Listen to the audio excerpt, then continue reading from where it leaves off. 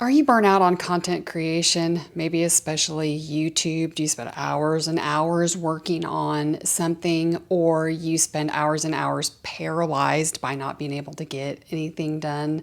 Let's talk about it. In this video, you're going to learn why you feel so burnt out and 8 ways or things that you can do to overcome creator burnout. I think it was about 10 years ago when I really started trying to build this channel. And I think one of the things that burnt me out the most, or burns me out to this day, is that I think about it all the time. If you're on YouTube, do you think about it all the time?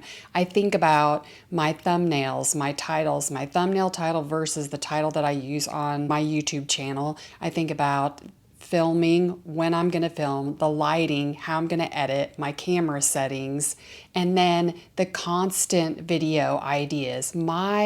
As an entrepreneur or as a creator, our minds are going all the time. And that has been one of my biggest burnout factors is I can't be present anywhere because I'm constantly thinking about what my next YouTube video is going to be, or can I film this? Should I be filming this? If I'm not filming it, darn it, this would have been a great thing to film. Do I whip my phone out and film when I'm pulling into Sam's? How do I manage all of the thoughts? So I think the fact that I wasn't having any mental break, it was draining to think about YouTube all the time. Therefore, that burned me out. In my last video, I showed you all of the equipment that I have, and I played with new equipment all the time. Obviously, if you saw the magnitude of the equipment, and I had however many tripods, however many lights, microphone settings, I have 2 cameras plus my phone, all of the settings on those. I was spending all of this time trying to just get my equipment right. I would never do anything. Or I would post one video, I get all my equipment set up, I would post one video, and then I'd have to take it all down because it wasn't a realistic setup, that it was exhausting, and I just wouldn't want to do it anymore. Or I felt like all I was ever doing was setting up my videos and taking down my videos, and it was exhausting.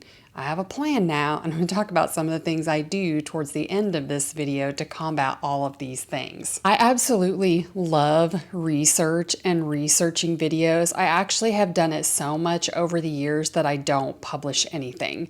I watch the YouTube channels. I do SEO search on Google, on YouTube, on Pinterest. I scroll YouTube all the time to look at other thumbnails and other titles and other ideas. Then I watch YouTube videos to see what people are saying, and I over research. I feel like all I'm doing is watching YouTube and scrolling YouTube or other channels just to research all of the ideas that I have in my mind because I want that perfect thumbnail or that perfect title for everybody to watch. And I exhaust myself by worrying by the time I go to bed, I've done nothing and I'm exhausted. Since YouTube is a side hustle, I'm already exhausted or have already been exhausted by my real job. And then I get home and I have a side hustle. And in the busiest seasons of my life, I was trying to do YouTube and cook dinner and plan to film all after hours, and I wasn't present with my family, so I had family guilt. Then I had guilt about not finishing my side hustle to provide a consistent lifestyle for my kids. I think mentally guilt got to me and I wasn't performing or I wasn't doing YouTube because I felt so guilty all the time. Therefore, that burned me out. I don't know if this is good or bad, but I have recently started commenting on other YouTubers in my niche or talking about the same things I'm talking about in order to possibly build a relationship with those YouTubers. There's no one to talk to about this. If I tell people I'm a YouTuber or I want to be on YouTube or I'm filming YouTube videos, they don't understand or they immediately go try to find your channel, and that's not exactly what you want them to do. So I try really hard to not talk about YouTube, reaching out to other YouTubers so it's not so lonely. In my last video, I talked about being on YouTube for 17 years, and you go through seasons of life. And during those seasons, I didn't really know what to film. There was a season of life I filmed nothing. I was not on social media. I had just built up a huge audience of principals and on different platforms, teaching them about being a principal, and something happened in my life that just shut all of that down. And then I was afraid to come back. How do I disappear for a year and then just pop back up? But I did.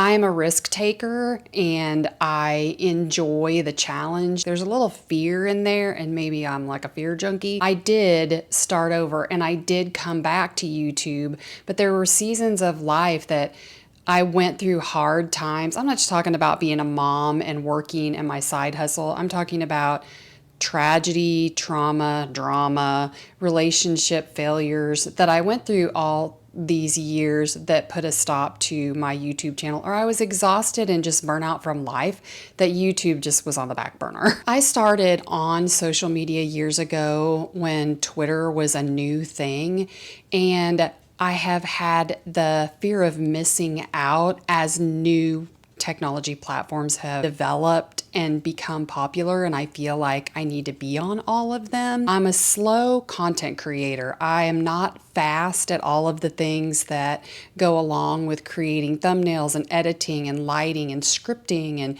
sharing my thoughts. I'm slow. I'm a slow talker. I've said that before. Watch my videos on 1.25 or 1.5. It might go faster. But the fear of missing out, I've researched, this goes back to research. I've scrolled and scrolled and scrolled and saw trends, and I've written down trends. I want to do that one. I want to do that one. By the time I record it, edit it, and carry it out, that trend is gone. Therefore, I've gotten in the habit of just not doing it. I'm like, oh, that's a good trend. I'm not going to do that. Oh, that's a good trend. I should try that. Oh, I really should try that trend. And then I never try any of them. So it's just a combination of things that lead to burnout. As you can see in my list and the things that I've told you, it's just no one realizes what it takes to be a YouTuber or to be on YouTube. I hate to call myself a YouTuber because I'd like to consider this building a business on YouTube, even though I have no idea how to make money on it. I haven't gotten 1,000 subscribers. I'm just trying because I enjoy it and I have the time now. Now that I've given you all of the inside scoop as to why I've been burnout and been here for 17 years and not really accomplished a lot. I mean, I feel like I've accomplished a lot. I've used YouTube for what it was meant for me at the time. However, I just never got in the cycle of going, which I hope I can do at this time. But my first thing that I'm doing now is I'm setting a schedule and sticking to it. So I have until about 3 o'clock today to record this video. And at 3 o'clock, I have to stop. My daughter gets home from school and I just don't have time to record anymore. Whatever I get done by 3 o'clock is what's going to be in this video. I am also using a timer. My plan is to sit here for no more than an hour. Hopefully I don't have to be here an hour to record this video. I set timers on my watch. I set timers on the microwave or on the stove so that I know when time is up and I need to stop. So I have an hour right now. That includes retakes, do-overs, checking to see if my mic is even working. This tip right now, I am not checking to see if my mic is recording this time. Usually I will video and then I will take the mic out, unplug everything and just make sure there's sound. I'm not doing that right now. Hopefully this is recording sound, but I also hope this saves me a ton of time. Number 3 is a little tricky, and I have my list on my iPad and that's what I'm referring to. But number 3 is to set personal boundaries. And my personal boundary today is to stop at 3 o'clock. And that is a hard boundary. If my daughter goes and does something, I can pick it back up, but I want to be present when she's here. I'm not going to record when my daughter from college comes home. She came home Sunday. That was my recording day. I just had to throw it out the window because she was here and I didn't want her to feel unwelcome so I could record a YouTube video. However, it was kind of funny because I had everything set up and she has a boyfriend and I joke about being a YouTuber to them and they think that I'm doing something else, but I had everything set up and I saw him walk in the door and I'm like, okay, all my camera equipment and lights are set up, so don't think I'm weird. So I even have to explain to my own kids who I've done this in front of their entire lives. I had to explain my setup. Setting boundaries, personal boundaries, recording boundaries, time boundaries, location boundaries, emotional boundaries are things that we have to set, and I'm working on that at this time. Number 4, a designated recording spot. Originally, my recording spot was going to be at the kitchen table with the wall behind me. But during my research, I watched a video and they said to have depth. I didn't really want you guys to see in my house and how my house is set up, but this is the only place where I can set up the lighting so that there is depth in the video. So there's a little bit of blur. I have it on cinematic, but I am in literally the middle of the living room. Again, my daughter came home the other day and a friend came over, and I think this was in one of my videos, and I'm sitting like this looking at the front door, and here comes a friend. I scrambled to put away all of my equipment because they have no idea, and it looks weird. What are they going to think I'm doing when they walk in and I have all of these lights set up? And I'm sitting in the middle of the floor. I have a friend sitting on the couch, and my daughter comes home. Why are you sitting in the middle of the floor talking to so-and-so? And I just said, the chair was here because I didn't want that person to know that I was filming YouTube videos. I know I'll eventually get over that, but right now it's just weird. So my designated spot right now, so I have depth in my video, is in the middle of the living room. Earlier I was trying to figure out how to do this in the kitchen, but there wasn't like straight lines where I was either in the middle. I have a light over here, I have a light over there. I think the curtain lines are straight, but when I was trying to do this from the kitchen, and I also remembered I have an hour. I don't have time to set up a whole new scene and do this. I can go to the table and record if I'm in a time crunch because I do have it set up in the kitchen to where I can just sit at a table and record at my computer. But I like the visual aspect of this, and I want to record with depth in the background and pretty decent lighting. Right now, I'm allowing myself creativity. That's why I love this. I want to do something that I love, and creating is what I love. Creating videos, creating thumbnails, creating digital products. I enjoy those things. If it's not what the algorithm calls for, if it's not what the gurus are talking about, but it's something that I like, I'm going to do it. I'm a risk taker. I try new things all the time. So I will try different filming areas. I will try different transitions. I will try to get used to filming in front of people, but allowing creativity and not feeling like you're breaking the rules or you're taking time out of your day. When I get that creative burst, I do allow for that instead of stifling it or only doing what the gurus say. I've learned over the years that I need to celebrate more. As an elementary principal, and I wrote a book on staff appreciation and motivation, I was celebrating everyone but myself. In this newfound retirement era or this work from home era, I want to celebrate my small wins.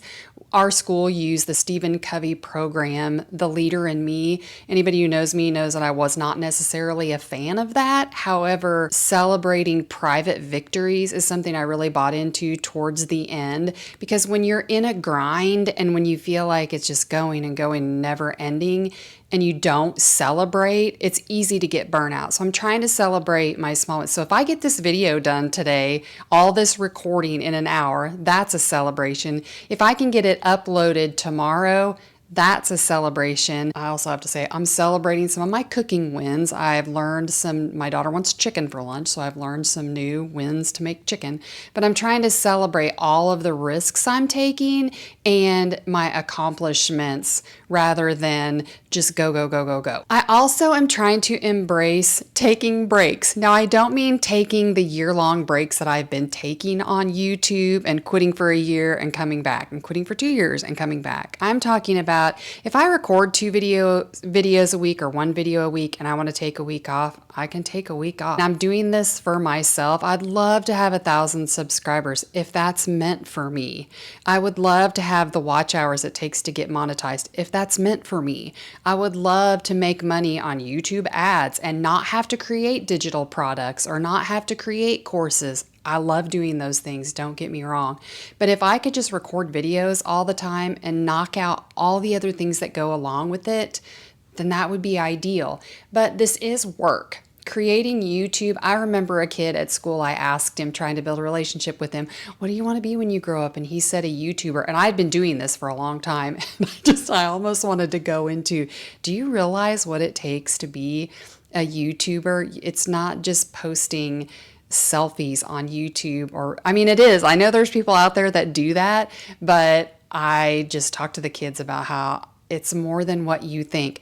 I don't talk to the kids about that. I take that back, but I mention it to them. You might want to find out what it entails to be a YouTuber. And I leave it at that because they would think I'm weird or I'm old, or they may love it. I don't know. They may think that's awesome that I am on YouTube. I don't know. But the last thing I kind of want to talk about, and I've talked about this in previous videos, is to give myself grace. I am so hard on myself. And in this time when I can make mistakes and I can pick myself up, and there's no recourse whenever I make a mistake or do something stupid. I need to embrace this time. I know that when I was working and when I was an elementary principal, I didn't give myself much grace. I beat myself up a lot about all the mistakes that I made because it affected a lot of people, or it affected my reputation, or it affected integrity.